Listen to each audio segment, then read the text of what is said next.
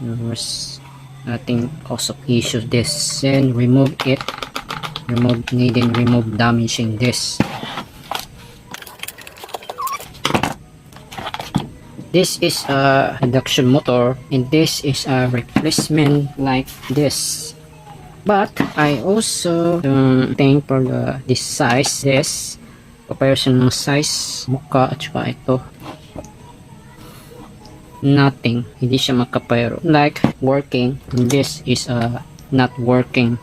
Let's try this replacement, this, and body those exposing this sa tracing.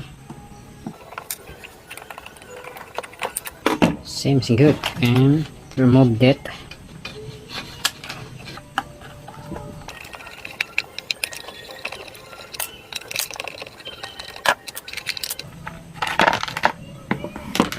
This is needed remove from the solder and speed mode there, and either from the grid or grid, then need it top, and no needed, then need from the cut and scissor,